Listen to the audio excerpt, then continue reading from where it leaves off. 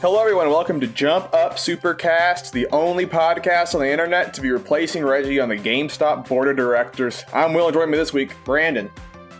Out of the way, Reggie. Ill. What? Okay. Saf.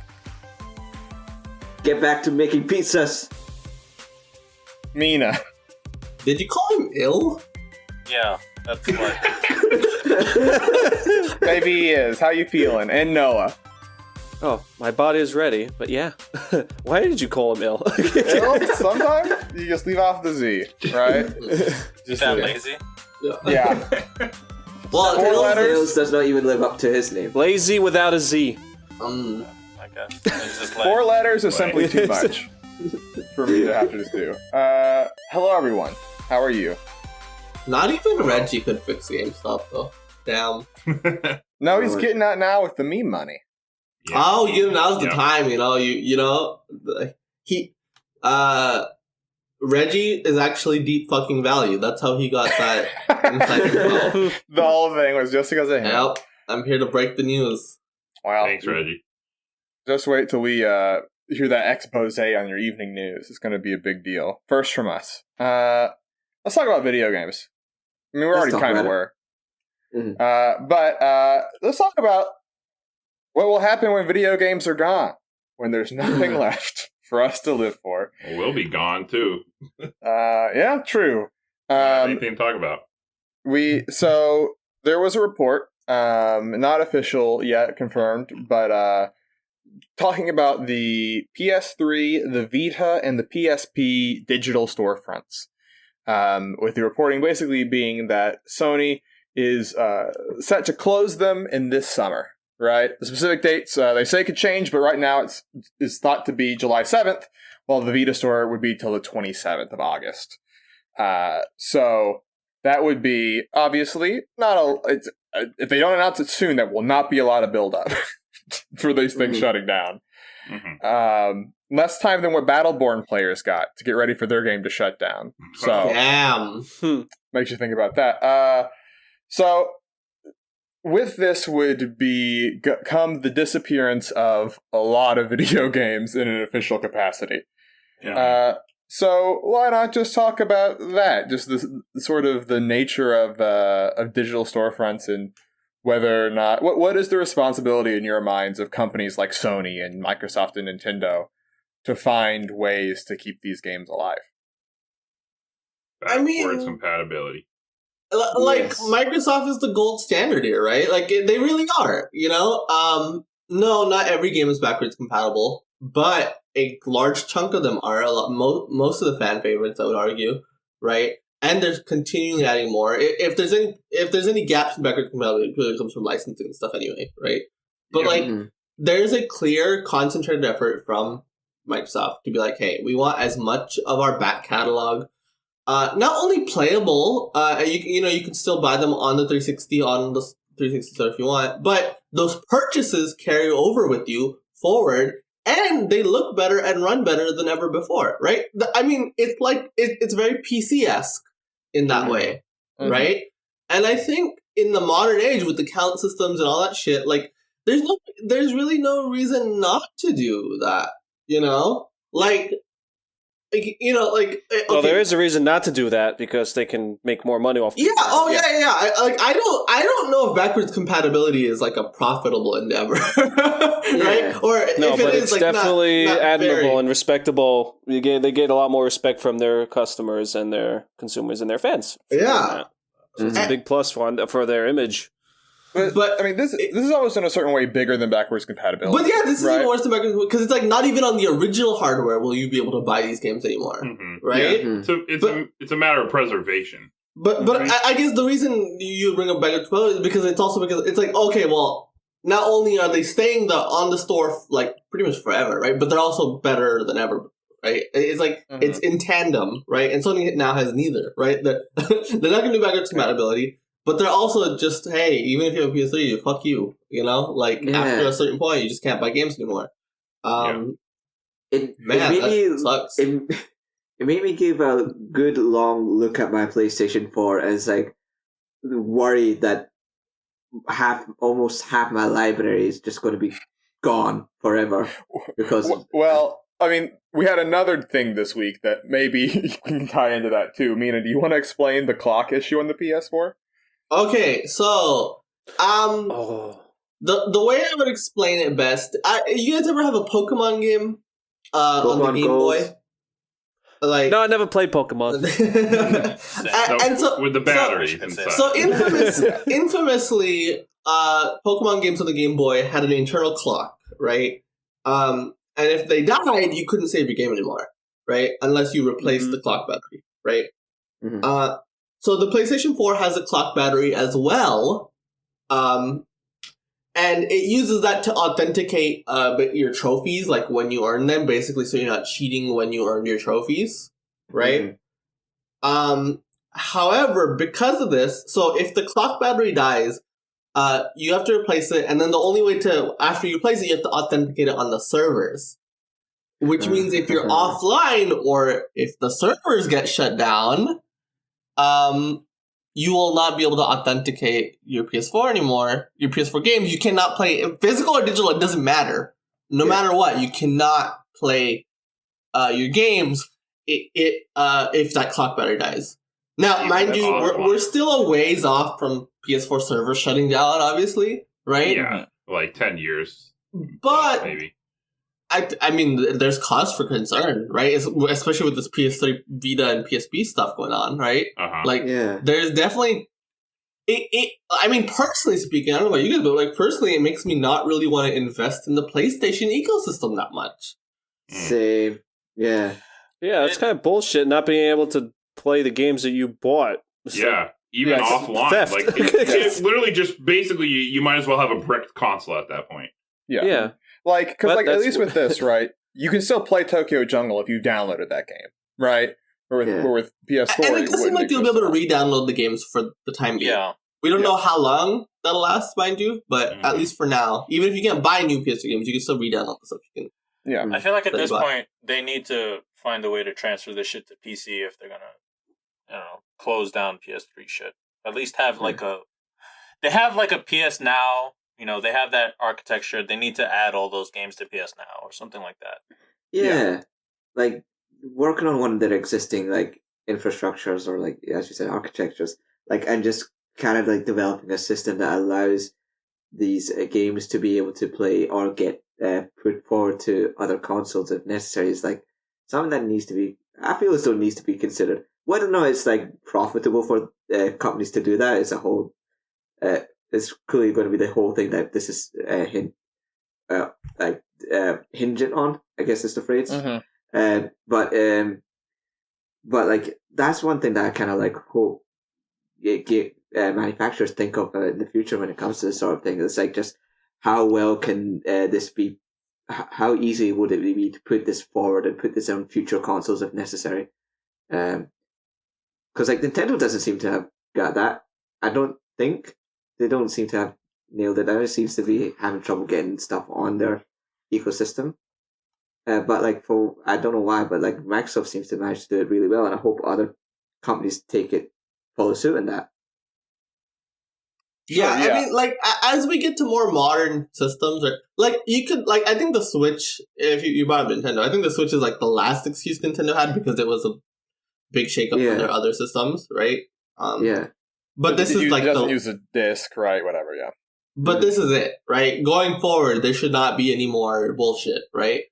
And I think with PlayStation, it's less excusable because it's like, I mean, there's no real reason a PS3 game can't be played on a PS5, right? Yeah. Right. There just isn't. And I think... Yeah. And I think part of it, too, is... The PS3 had, and obviously the emulators are different, right, on the PS3 versus the PS4. Mm-hmm. The PS3 had a ton of legacy content, right? Like, it had a ton of PS2 games, a ton of PS1 games, right? Yeah. Even later in its lifespan, right? Like, for like the Game Club Extra, when we played Suikoden 2, right? The official way you could play that game was through the PS3, right? Mm-hmm. And they did that years. That's also how I played Suikoden 1. That's how I played God Hand as well. Yeah, and that was, we played those games years and years after that console had sort of reached its peak, right? Yeah. Mm-hmm. But it was once again, it's that thing that's like, a lot of times people like joke about games piracy as preservation, right? But this is a situation where genuinely it does become the only viable way to play a lot of these games, right? Mhm. And that's, emulation's come a long way, whatever else, right? But like it does stink that there's no official venues to do this, right? Like that does On not the happen. bright side, PS3 emulation is going great right now. So, They're making a lot of Looking progress. forward to it, I Yeah. guess. We just Yeah. need Vita then, I guess. And just like also I think it's a thing that's like, other mediums, like, there has been times where there's a lot of lost media, right? That's happened. But this thing where an entire storefront disappears is a completely different beast to those previous instances in other mediums, right? Do you think any other medium has like a dedicated following to preserving their shit Yeah. the same Movies. way that I mean, I does? think nowadays most film is preserved in some way. I think. Yeah. If anything, I feel like games are actually kind of behind because Yeah. That's what I was saying. just because of the idea that like I mean you I need didn't someone mean to the like. industry. Oh well, industry wise, I mean I also think industry wise we're like it's kind of baffling. Like if you look at some of the stories, like just this week we found out that Koei Ninja Tecmo Gaiden. doesn't have the source code for Ninja Yeah. Gaiden Black anymore. Yeah. That was after the new millennium, right? Yeah. And these lessons should have been like because film had the same issue very early on, right? Mm-hmm. But very quickly they caught on to it because hey, this is an art form; these should be preserved, right? Yeah. Mhm.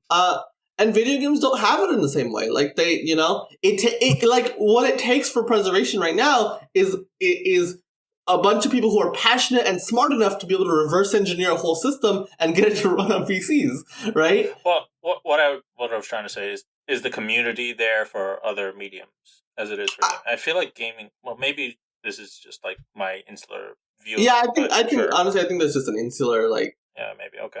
Yeah. I mean, there's a lot of passionate people about film, and they will.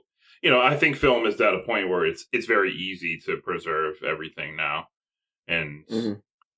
yeah, I think most stuff has been preserved at this point. In music, I guess, is the same thing. For sure, yeah. Music is easily preserved now. It's all just. It's much simpler to do too than games. Games is way more complicated too. Yeah. Because I think the thing about digital storefronts that was good in a lot of ways, right, is the idea that there is no scarcity, right? For while a thing is up, it doesn't matter how obscure a game is, as long as it gets put on a digital storefront, you can find it. You don't have to go hunting through multiple stores, right, and retro gaming shops like you had to with older systems, right? Right. But the downside is all of them disappear at once, right? And if you're a digital only game, there's no other avenue. There's no other, way to pursue this, right? Like I said, unless you said, like we've already said, people take the initiative to save and then re-upload those games and then all those other things, right? But there's almost definitely not going to be every single game that's on the PS Store right now, right? Like that would be there's just so many, right? And finding them would be so difficult that it just feels like it's like a real, it's the thing that people have had concerns about for years, right? Finally coming to fruition, which for better or for worse, right? I guess doesn't exist now because digital games and physical games are the same on these modern systems, right? So like down the line, it doesn't matter if you go to a store and pick up a game or you bought it digitally. The PS4 is going to just not authenticate either way, right? So that's a 10-year problem that's going to be even worse, right? Yeah. But I hope that if they are going to shut it down, right? Because like even like when the Wii shop shut down a couple of years back, they like gave like pretty ample warning, right? Like there was a lot of build up, right? And so I hope that at least there's sort of clear messaging for people so that they're not sort of like that people have time to prep for when this thing goes down, Mm-hmm. I've been thinking about it recently too. Even before this news, I've been like, man, it's going to be a bummer when the 3DS one shuts down too. Mm-hmm. Which I don't think will be that far off. Yeah. So That would 100% suck, because like most of my PS3 library is on there. It's kind of You're disappointing. still gonna have it. You're still gonna have it. But yeah, again, like, you're still gonna that's- read that. And I think I'm not entirely sure. Well, because, like, the reason I'm theorizing that the PS3, PSP, and Vita stuff is shut down so soon, relatively, is that it's because it was before Sony made their big back end upgrade, and you know, that's why you can change your username on PS3, PS4 now, right? Mm-hmm. And so I think for them it's just easier to just shut down those servers. I'm not like, because I think the Wii was special because it was like those were on servers where that company shut down, right? Yeah, that was completely outside of their control. Yeah. Yeah.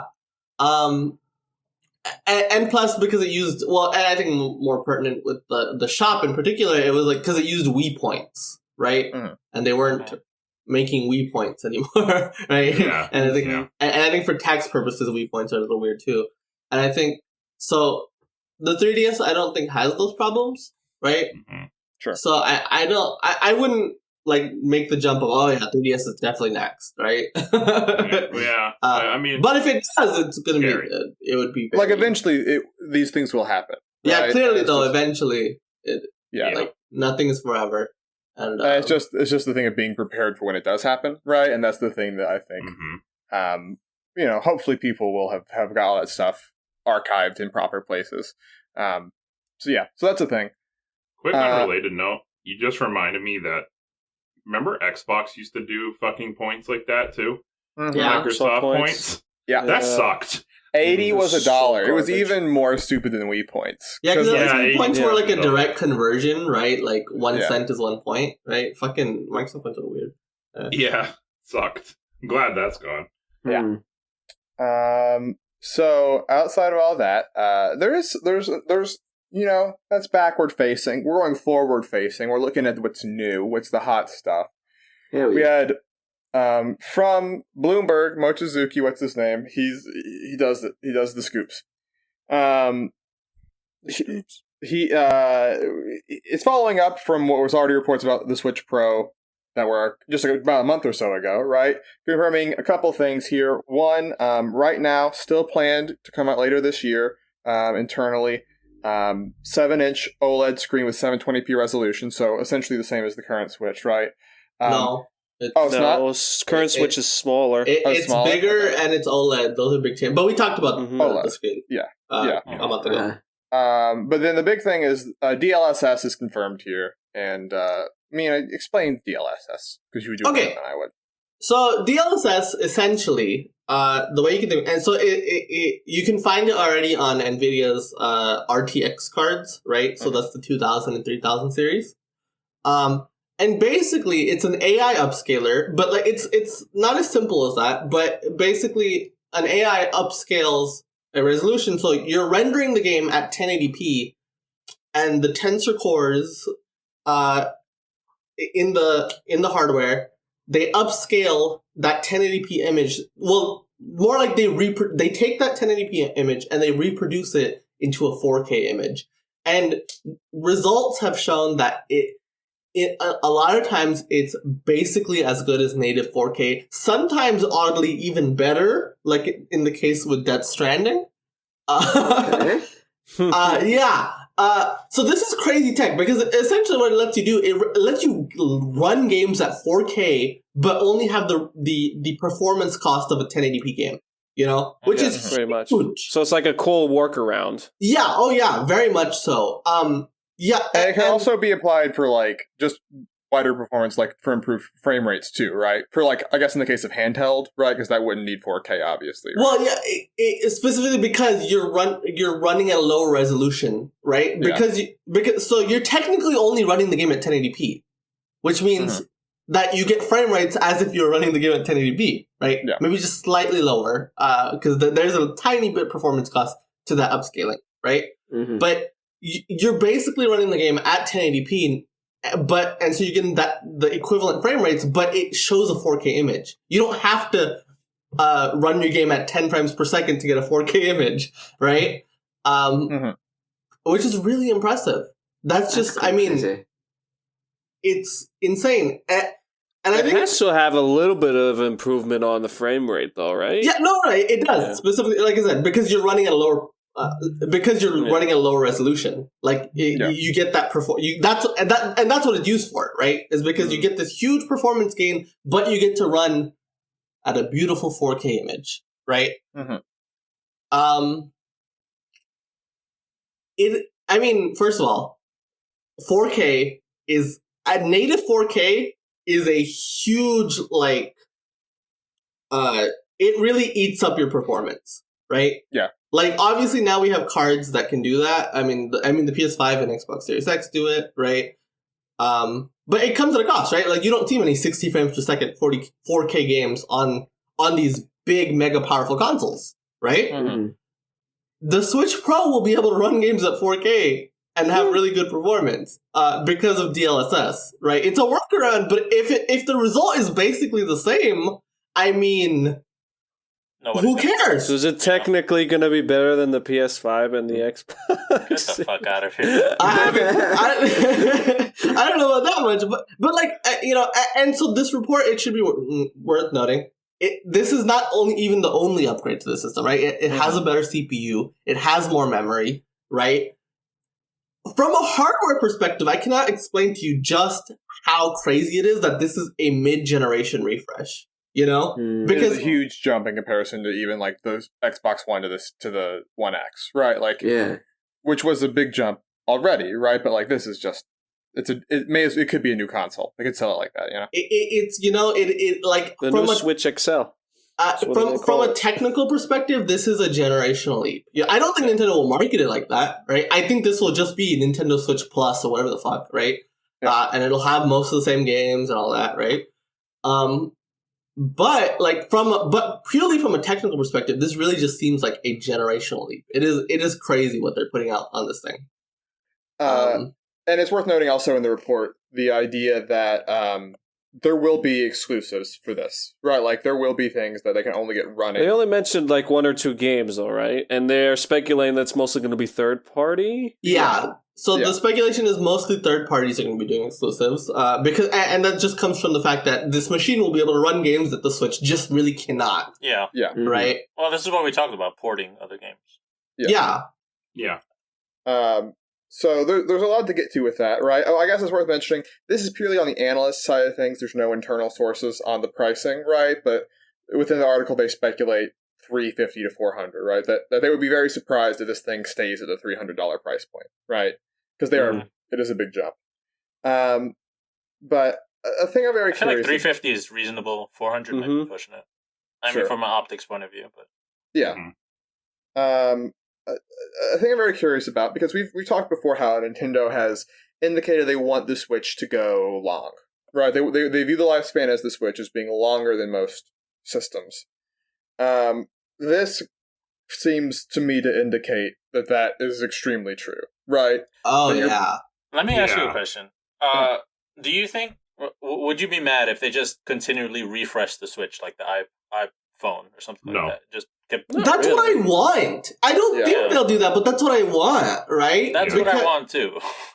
Because I don't need anything else. No, I genuinely, I think you could make improvements that don't even necessitate like a brand new change. Right? I think you could make better Joy-Cons, right? More advanced Joy-Cons. It's possible, right? But like, especially as a hybrid, Nintendo should never leave the hybrid format, right? Agree. Yeah, I 100% agree. It just works so well. It really does. There's no need for Nintendo ever to make just a handheld or just a home console, especially not just a home console, ever again. Ever again. Yeah. This is like the apotheosis of everything they've been building towards, basically. It really is. And even like they've already tried so many different gimmicks. Like, they had motion controls, they had a dual screen, the touch screen, everything. I mean, they were successful, but like, what's the next big step? And is it worth like ditching the handheld hybrid? It's not. It's not really. And it's worth noting. Sorry, go on. I was just gonna say, minus dual screen.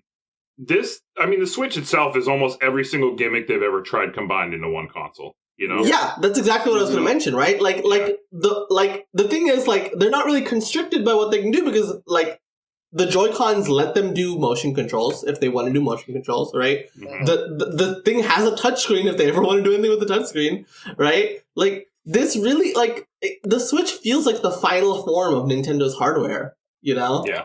We finally got there. And so I sincerely hope that that's the case. Sure. Also, Well, yeah. worth noting though, you know, we mentioned that the Switch, they plan on lasting a long time, and we see that, obviously they announced like very big games for next year, right? Mhm. Already. Splatoon 3, Pokemon Legends, right? Yeah. Which already says, hey, first party's not moving on yet, right? Right, because if you look at Nintendo's console cycle forever, you know, since the beginning of Nintendo, they've done 5 years, like every single fucking thing, right? I don't think they've ever really broken that mold. I think the Wii had 6 2022 years, is going to be but, like, year number 5. and the They're handhelds clearly were not good, done.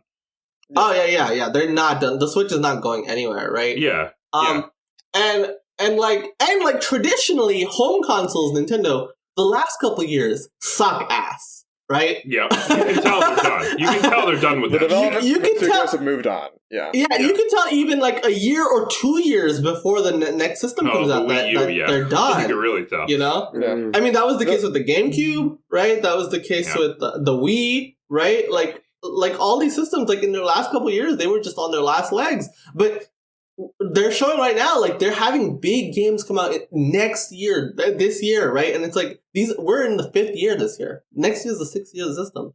This thing's not going anywhere. Also, So how worth would noting, by the you way. want them to handle if we take the iPhone approach, right? Apple, about how long do you think? How many breaks do they have before they officially just like, hey, we're just stopping support on this older model? I think they're gonna try and like make the new Switch the standard, so they're gonna like give it a couple of years. Once they're not gonna produce any of the older Switches anymore. They're just gonna let it until they run out of stock, and then once those are out, they just keep making the new Switch. But I think he means software. Yeah, like Software? when Yeah. when do they stop making games for the regular Switch? Yeah. I mean- would imagine in like 3 or 4 refreshes or something like that. It depends on first of all, how quick a refresh is, right? Because like, Yeah. Yeah. I mean, 'Cause this thing iPhone's is here. at a minimum coming 4.5 years after, which is a Yeah. pretty lengthy time to be fair, right? Mhm. But I honestly, like, my thing is, as long as the base system can run it, I think they will, because I mean that's just a massive install base that you don't want to let go, right? Yeah. Yeah. Mhm. I would say like their goal should at least always to be supporting like 2 systems at a time, basically, right? So you're not leaving too many people behind, right? So like when the next revision or the Switch 2 or whatever you want to call it, it comes out, right? Then I would say it's okay to drop the original Switch, right? Mhm. But not before then, you know? Mhm. Unless a game truly just cannot run on it. That's more understandable, Yeah. right? And straight up, and like you would imagine, if they're keeping it under the umbrella of Switch with just improved revisions, everything that used to run can still run, right? Oh, for sure. Yeah. And I guess that's the other thing. Do you think that they will, because like Xbox in particular, right? But both Xbox and PlayStation love to go back and be like, we've updated this game for the new system, right? So it runs better for the Pro and for the One X at the time, and now Series X for Xbox.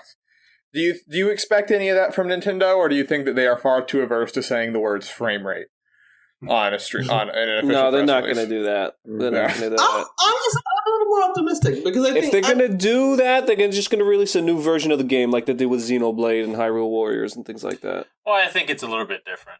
Going yeah, from because like Wii you're on to a system that can actually do patches now, right? Like Yeah. 3DS could do patches, but the way to do a patch on 3DS was so obtuse, right? That like it's but like they're already used to patching their game. I mean, they updated fucking Breath of the Wild and Mario Odyssey for Labo, right? And Mario Kart. They updated these games for Labo. Yeah, but that's basically in the whole. Yeah, I guess. Or fucking but- cardboard.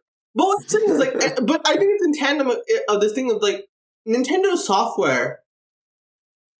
I mean, they've always had evergreen software, but never to this extent, right? Never have they had a Zelda game selling 4 million copies in its 5th year, right? These games are not going anywhere. Breath of the Wild is still selling a lot of copies. Mario Kart is still selling a lot of copies. Smash, etc. Right? You're getting a lot of new people into these franchises. And I think a good way to kind of keep that like interest going is, hey, we updated all these games, right? You know, hey, Breath of the Wild, it looks and runs better than ever before. Smash Ultimate, same deal, right? Especially games like Smash and Animal Crossing that are still getting updates, right? If you're still getting new content updates, Yeah, they're getting content updates though, not like performance updates. but I would say why not also do that? Like I feel like I mean, that'd be amazing. I want it, but this is Nintendo. So. I mean, yeah, I know, but I'm a little more optimistic. I think at least the big games will get updates. Well, Xenoblade One can Chronicles only 2, hope. that's what I'm asking. No, I don't think Xenoblade 2. Well, It needs it on handheld, but yeah, okay. Let's see. Any other thoughts related to? I guess this is also good news for DLSS in general, right? It should be noted. Oh, this yeah. is currently tied to NVIDIA, right? So PS5 Series X uses AMD, correct? So currently proprietary, so don't expect this on them.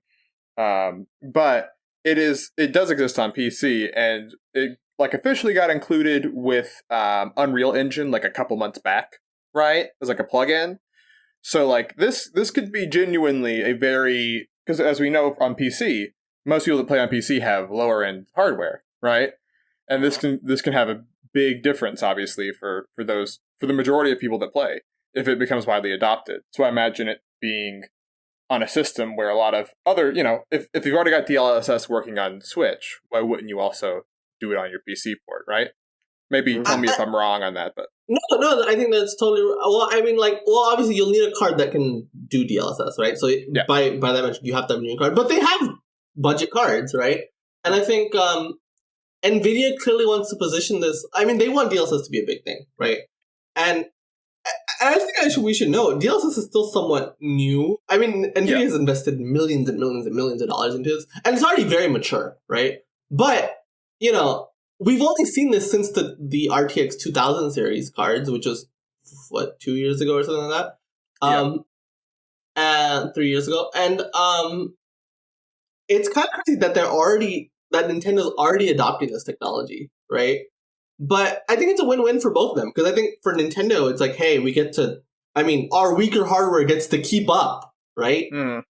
And then for NVIDIA, you have a mass market device like the Switch proving the worth of DLSS, right? Yeah. Like, we've already seen the upcline, like, we've seen more and more games use it, but I think having a console like the Switch use it will, that's a great proof of concept, Yeah. So. Yeah, so it seems like a good fit. Hopefully we'll hear about it in some official capacity. Who knows if it's later this year? Oh, I guess that's another thing. Maybe you talked about this when I wasn't here, but do you think the Switch Pro is this year, or do you think that gets pushed? And do you think it's paired with a certain Zelda game? I think it's this year, and I think Breath of the Wild 2 is this year. Okay. Damn. And I think they're launching together. I mean, I hope Bold. it's this year. If Breath of the Wild 2 is this year, but I don't think it's fingers this year. crossed. What do you think, Seth? You think I Breath think of the it's Wild just 2 is next also year. next year? Yeah. cool. That's fair. Yeah, they're gonna announce it at E3. Or their unaffiliated June event. I don't know. I think this thing, if this thing comes out in the holiday season, I think it's going to get announced in like September. To be honest, Okay. It's real quick turnaround. I think they're gonna. I mean, it's a pretty freaking big announcement. I can't But see they them don't not want you to announcing- wait on your Switch purchase. They did that don't with the want you to Switch, hold Well, that's on. the thing. They're not. I don't feel like they're gonna announce. Actually, I have no idea when they're gonna announce the new Switch. So, but they're probably gonna either bundle it together or something. Well, I guess it depends. Do you? Well, no. Breath of the Wild 2, I think we see that at E3. I meant the Switch Pro in particular. The hardware, I don't think. I think. Well, Zelda we're going to see in June. I'm confident in that. Zelda we're going to see in June.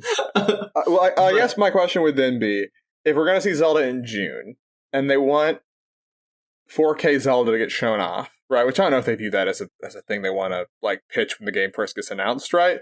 But I feel like you want to show off the best version of that game. I Right. mean, this theory falls apart when you remember that Breath of the Wild at E3 2016 was shown on the fucking Wii U. They don't give a shit. Yeah, but that version will be. I mean, it would like visually. It was. I mean, how different were they? yeah, I know, but I think it just I think they'll use Breath of the Wild 2 in the marketing of Switch Pro. I think like once the Switch Pro is unveiled, they'll be like, hey, and it looks even better than what we showed. But I think I don't think there is like this pressing need that we have to show the 4K version at E3. Yeah. I think they're notorious for their best version not even coming until later, right? Well, from actually, the pre-release period. If they want to show how much of an improvement the new Switch is, then that would be the best way to do it, to throw through Breath of the Wild too, because that's probably the most gorgeous looking game on the Switch, or one of. So they'd probably do that. Yeah, but I think that can still come later. I think it can 1-2, right? Like you show up Breath of the Wild 2, and then you show the upgrade 3 months later. You know, sure, in like, September when you're ready to announce the hardware. Sure. Yeah, maybe. I think that there's a lot of different ways they could play it, right? And I think that either way, I've seen some people be like, some analysts, right, put on their nerd glasses and say you shouldn't do this when the Switch is so hot already, right? But I want new toys, so I would like it sooner rather than later. So there's that. So we're going to do a little bit of an exercise, everyone. A little bit of trying to engender a positive attitude in the way that we carry ourselves, all right? Because we all hate video games, right? We all hate video games with a passion. Indeed. All of them. Despise them. So let's try to find nice things to say about video games that we hate. All right, and we're gonna see who can do the most genuine one and who can do the most spiteful one, and we'll decide at the end. Say the most nice things about things we hate. About video games that you hate, right? So, for example, I'll take this one off the table. You might say Mario controls really well in Mario Odyssey. I don't think Mina hates Mario Odyssey. What is she supposed to say now? I took that one away from her, but she has more, I'm sure. So, Saf, you said you had a couple in your brain. Yep. Give me one. You know what? Knack. As much as I've disliked this game, at least it controls. At least it works. At least it functions pretty decently. When I hit jump, I can jump. There's no issues with it. The game is not frustrating. It's just boring. I thought you were gonna say at least Knack looks cool when he's big, but no, it's just when I press the button does a thing. Alright. Anyone else think of one? I have one off the top of my head. I got one. Okay, have at it, Brandon. Tulip. Huh? The game club is going to be rich with this. Yeah. Tulip. It actually genuinely made me laugh with how absurd it is. Yeah. Mm-hmm. It's humor. To me, I think it's funny. It's just the gameplay that holds it back, and it fucking sucks, But it's funny. It's fun, and it's not Sonic 06 funny where you're laughing because the game is bad. You're laughing because it's so absurd, the situations they put you in. So, it is a wild game that will probably put a smile on your face, at least if you play it. So it's got that going for it. That's nice. Yeah. Who else has something nice to say about something they hate? Okay, Noah? So I know, most people who know me at least know that I hate FIFA games a lot. Very much. But the one good thing I could say about it, if you played one, you played them all. And you can never have to relearn the game ever again. Okay. All right. I think we have our most spiteful so far. I think we found that one. You beat even me. Goddamn. Oh my goodness. The Last of Us has cool characters. And that's all I'll say about The Last of Us. All right. My God, Mina, what the fuck? Vito does not feel great about Naughty Dog games. Oh my God. None of them? See, I was gonna use Uncharted, but I don't like anything about Uncharted is the problem. So, there's The fuck? What? Anything ever? anything. What the fucking fuck? Oh. This is a very unique take. Oh my god. Well, it's her. I hate you so much.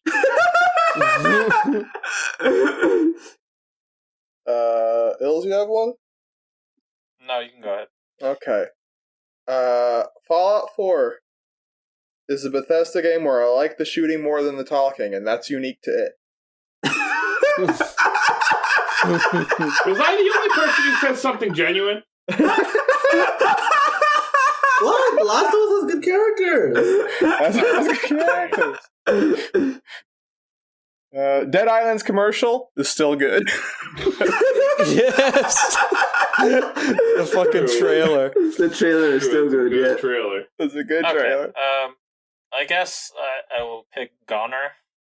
It's a very... I do like the minimalistic art style, and the colors go crazy when you do combos, but the fucking last boss and the final area is fucking horrible, and I hate it so much.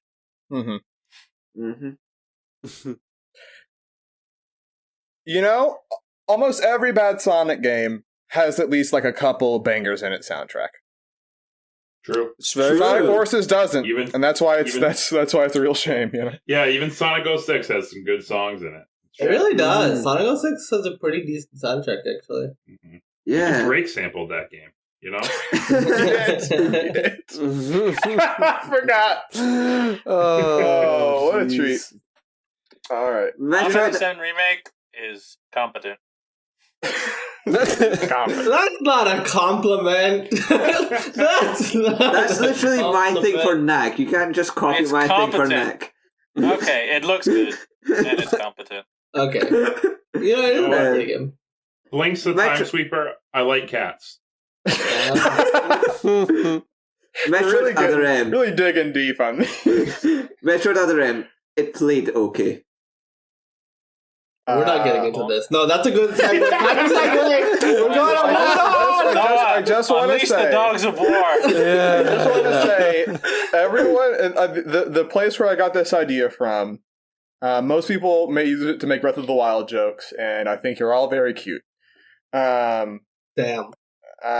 So there it is. That was I don't know what the vibe is off that segment. I can't get a good read, but we'll see what type of energy that brings into the list. List! Follow along in the paste bin below as every week we add a game to an ever-growing list of video games. 250 something at this point. You can check, like I said, check that paste bin to confirm what that number is. Last week, I brought a video game. It was The Legend of Zelda The Wind Waker. It got to 12 on the list. Great work, everyone. Thank you, Seth, for doing whatever you could to help save that podcast. That is, pretty exciting. But whenever Noah comes around, because Noah's not always here to get to add to the list, it's his opportunity. So, you have anything off the top of your dome piece? Yeah. Since we got a very exciting game coming very soon, the time of this recording is coming out tomorrow, I want to add Monster Hunter Generations Ultimate to the list. Whoa. My God. Okay. You know, I think this is the only time we could add it because I think me, Els, and you are the only ones who really put time into it. I think so, yeah. Yeah.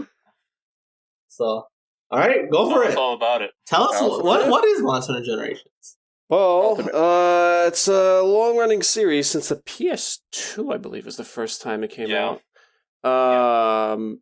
But yeah, it's built on as like this: you're a hunter, you hunt these giant monsters as if like dinosaur or wyvern hybrids, and it's a very exciting, very fun game. And Generations Ultimate is the, I guess, definitive edition of Monster Hunter Ultimate, which came out first, and then they expand upon it. Yeah, they do that a lot with the Monster Hunter games. It's They build the first game, and then they add like an expansion on top of it and re-release it, with a lot of like little improvements and a lot more content to it. And Generations, I feel, was like the kind of like a love letter to the Monster Hunter series, where like it included a lot of the previous monsters from past games. Like, yeah, of course, like most Monster Hunter games like include like monsters from previous games, but this one went all out, include like characters, villages, so much content, so many monsters to fight. I think a good way to describe it would be like the Smash Ultimate of Monster Hunter, right? Maybe not to the same extent. It doesn't have literally every monster, but it has so many monsters. It has so many of the maps from the previous games, right? Like traditional Monster Hunter games have what, like 4 to 6 maps, right? Yeah. And this game has like fucking 15 because it's using stuff for the PS3. I mean, it's like 10. Yeah, but not, but still, it's a like, lot for a Monster Hunter game. It's like a lot for a Monster Hunter, you know, and it, like you said, it even uses the villages from the previous games, right? Like this is a celebration of the whole franchise, right? Mm-hmm. And I think it's interesting. I mean, like, for a series like Monster Hunter to even have all the content is crazy, right? Yeah. But, I mean, and you know, even though this was me and Elsa's first Monster Hunter game, or the first one I really put time into, you could feel like it being a celebration, right? Like, you could feel like that, like, oh my god, like, you know, this is really just taken from everything. And I think it did it really well. Mm-hmm. Oh, yeah, definitely did. Like I didn't play the very first Monster. I started from 3, then I played 4, then I played Ultimate. So like, but I saw like a good amount, and I was like, it felt really, really nice to like see all those old characters come back and the monsters and everything. And of course, they added new weapons as they usually do, and like they added the mechanics to like the actual combat. Like they added the ultimate moves, or like I guess the arts. I mean, the hunter styles and what were the styles called? I don't remember. Hunter styles: Guild, Striker, Aerial, Adept, Valor, and Alchemy. There you go. Yeah, so like you had so you would choose your hunting style, and then you would have arts that you could equip that were basically like special up to 3 arts, right? Mm-hmm. Yeah. And that actually changed the combat of Monster Hunter a lot, right? A lot. Like, it already has so many like different weapon types you can choose from. It's like to fit your style, and then on top of that, you have the arts that like pushed it even further. So like, it's you never get tired, even though Monster Hunter is known to be a very grindy game. Like with all these improvements, it just felt fresh for most of the time. It was like it doesn't feel like a chore anymore to grind for monsters or parts and things like that. Yeah, I mean, the one thing that did feel like a chore was the urgent quest. Like, yes.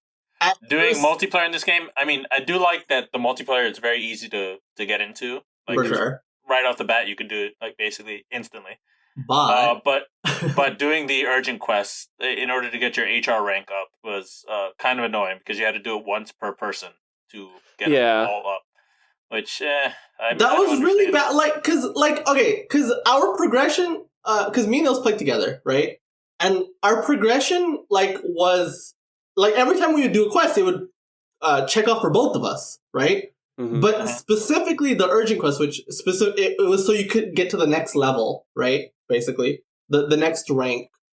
It only counted for one person, and so everyone had to start the quest themselves, and it was really, really weird that we had to play those urgent quests multiple times. It really broke the pacing in a kind of a annoying way, you know? Yeah. Ultimately, it wasn't ultimately we played so much that it wasn't that much of our playtime, but it was still a big pace breaker, I would say. Yeah. But there are a lot of fucking really cool monsters in this game. Yeah. Yes. Glavenus, he's a fucking asshole, but he looks cool as shit. So cool. Astalos, it's awesome. Rathalos, of course. Malfestio looks awesome. Mitsutune, I think that's Mina's favorite now. It is. There's so many really cool ones. So many. I mean, because you have all these monsters, right? There's so many to pick from, and there's so and you realize because I will say I don't want to compare it to World too much, right? I haven't put it on the list, but one thing I noticed while I was playing World is a lot of the monsters felt like dragons or dinosaurs, right? Pretty much, they stuck to that really, body type. Yeah, they didn't really diverge from that much, right? Yeah. Well, and when Worlds came out, it felt a little bare bones, but it's understandably so because they jumped to a completely new engine and everything. Yeah. It was totally justified. But to circle it back to Monster Hunter Generations, my experience with Monster Hunter first was really World, right? And so I thought that was just I thought Monster Hunter was just like that, right? Where it was just all dinosaurs. But then I played this game and I see fucking owls and I see, a giant shark, inflatable the shark. bears. You know, You have like a shark that inflates like crazy. Like a frog, Yeah. yeah. That thing is a nightmare beast. and there's like these weird bugs and you know, it's crazy actually just how diverse like the roster of Monster Hunter is. Mhm. You know, you're just fighting all sorts of creatures. You know, and this game really brings that to the forefront. And I thought that was very cool. Mm-hmm. Obviously, it's lacking like the Quality of life improvement. Yeah, the features quality that of World life stuff that World introduced is definitely... and Rise will have. But Ultimate came out before that, so it's not like they went back to it. So Yeah, and I think it's interesting that like I mean, me played this game for the first time in 2020, right? Mhm. Mhm.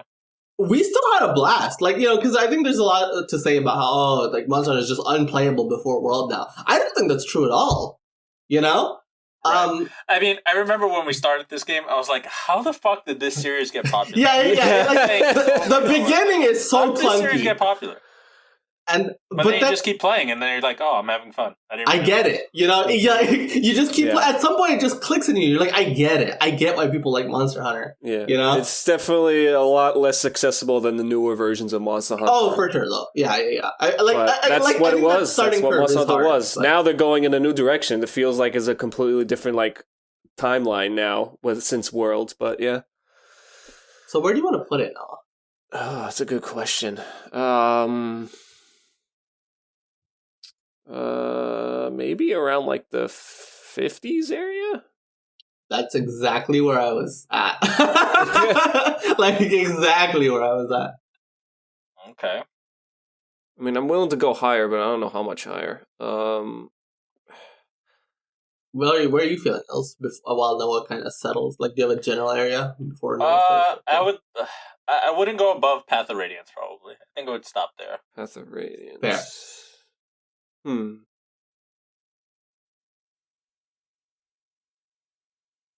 So, like below Path of Radiance? Yeah, somewhere below Path of Radiance.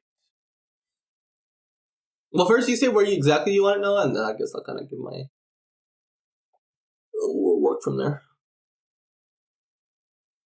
I kind of want to put it below Sonic Mania.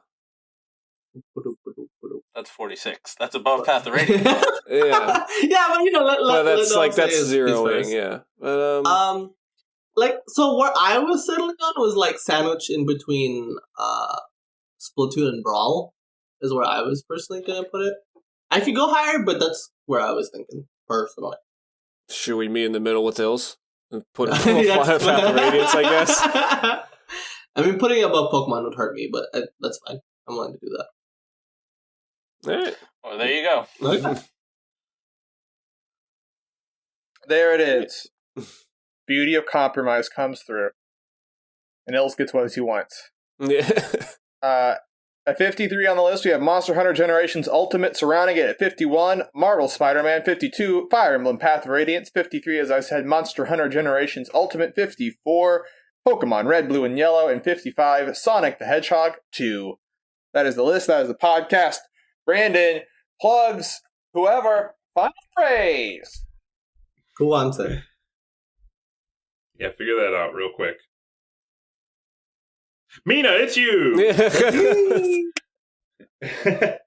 Hey, everybody. If you enjoyed the Jump Up Supercast, make sure you check us out on your favorite podcast listening service of your choice, except if your choice is whatchamacallit? Spotify. Go fuck yourself. But if it's SoundCloud, iTunes, or YouTube, you can find us, baby. Or just Google us. You can find us on other podcatchers as well. Just Jump Up Supercast. And we also have another show. Well, by the way, these episodes of this show, the regular Jump Up Supercast, where we talk about news and other video game topics, go up every single Monday. So every week. I mean, you can't get much better than that. You get to hear us every single week. We also have another show called Jump Up Supercast Game Club that I host, and Noah and Nils are both on that show as well. And we play a video game. We play it for 2 weeks, and then we come back and we talk about it. And those episodes go up every other Thursday. And give us a follow, give us a like, share the podcast with your friends. Feel free to let us know what you thought about the podcast down in the comments below, and tell us a game that you hate and say something nice about it. We want to see how you guys feel. Be as spiteful as you want. We don't care. You can't hurt our feelings. We are mean enough to each other as it is. And if you want to support the podcast, you can do that. We have a Patreon where for just $1 a month, you get a chance to choose one of our Game Club games every round. So we raffle off all of our Patreons' choices and then play one of their games every single round. You also get access to our Discord server. You can talk to us about games there as well. And listen to the recordings live. And you can follow us on Twitter, Facebook, and Instagram. So social media, hit us up. And we post when the episodes go live there as well. So you will not miss anything. We'll also post on social media when we're streaming on twitch.tv/JumpUpSupercast. So if you want to watch us stream and hang out, play games, all that fun stuff, make sure you check us out. Twitch.tv/JumpUpSupercast. It's a good time. And as always, thank you guys so much for listening. And Mina, Hello. Say something nice or don't. I don't care. Well, Monster Hunter comes out tomorrow. It's already out by the time this podcast comes out. But another game comes out the same day. Balan Wonderworld. Real shame that I can't play that, And apparently, the final boss may cause seizures.